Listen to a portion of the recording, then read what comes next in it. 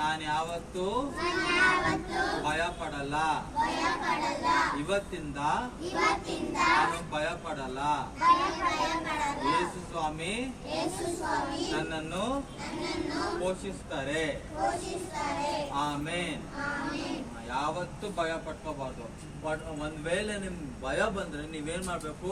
ಅಲ್ಲೇ ನಾವು ಪ್ರೇಯರ್ ಮಾಡಿ. ಯಾರಿಗೆ ಪ್ರೇಯರ್ ಮಾಡ್ಬೇಕು? ಯೇಸು ಸ್ವಾಮಿಗೆ ನಾವು ಪ್ರೇಯರ್ ಮಾಡುವಾಗ ನಮ್ಗೆ ಅಲ್ಲೇ ಧೈರ್ಯ ಕೊಡ್ತಾರೆ. ಇನ್ಯಾರು ನಿಮ್ಗೆ ಧೈರ್ಯ ಕೊಡಲ್ಲ. ಯಾವ ಮನುಷ್ಯರು ಧೈರ್ಯ ಕೊಡಲ್ಲ. ಯಾರು ಧೈರ್ಯ ಕೊಡೋದು? ಯಾರು ಧೈರ್ಯ ಕೊಡೋದು? ಯಾರು ಧೈರ್ಯ ಕೊಡೋದು? ಯಾರು ಧೈರ್ಯ ಕೊಡೋದು? ಬಾಯ್ ಭಾಷಣ ಹೇಳಿ. Primary B.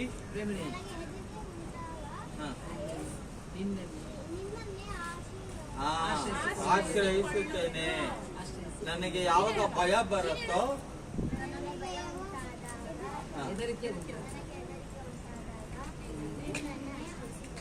ಇನ್ನೊಂದ್ಸತಿ ಚೆನ್ನಾಗಿ ಓದ್ಬೇಕು, ಚೆನ್ನಾಗಿ ಮಾಡ್ಬೇಕು. ನೀವ್ ಹೇಳ್ಬೇಡಿ, ಸುಮ್ಮನೆ